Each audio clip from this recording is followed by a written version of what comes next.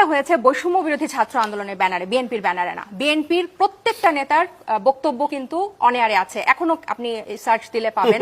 রিজভী থেকে শুরু করে, জনাব রিজভী থেকে শুরু করে সবাই বলেছেন যে এটাতে সাথে কোনো সম্পৃক্ততা নাই, তারা ছাত্রদের দিকে তাকিয়েছে। এই নাম না জানা কয়েকটা ছাত্রের ডাকেই পুরা দেশ এক হয়েছে।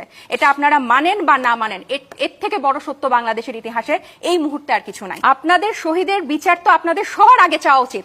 আপনাদের শহীদের বিচার আপনারা না চেয়ে আপনারা সেটার উপর দাঁড়ায় আপনারা নির্বাচন চাচ্ছেন। মাত্র 7 মাস পার হয়েছে, এখনো কিন্তু রক্তের দাগ শুকায় নাই। অনেকে কিন্তু এখনো হাসপাতাল থেকে, পুনর্বাসন কেন্দ্র থেকে এখনো বাসায় যায় নাই। তাহলে এটার উপর দাঁড়ায় যদি আবার নির্বাচন বলেন এবং শহীদ জারি হোক, এই দেশেরই শহীদ, সেটা ছাত্রদের শহীদ হোক, বিএনপির শহীদ হোক, জামাতের শহীদ হোক, এই শহীদদের বিচার না চেয়ে এবং শহীদদের রক্তের উপর দাঁড়িয়ে যদি আবার আপনারা ক্ষমতায় যাওয়ার জন্য, যে 15 বছর ক্ষমতা থেকে দূরে রাখা হয়েছে, এখন ক্ষমতা যাওয়ার জন্য সবকিছু বাদ, আমরা নির্বাচন দাও, আমরা ক্ষমতায় যাব, সেটা জনগণের সাথে এবং এই শহীদদের সাথে বেইমানি করা হবে।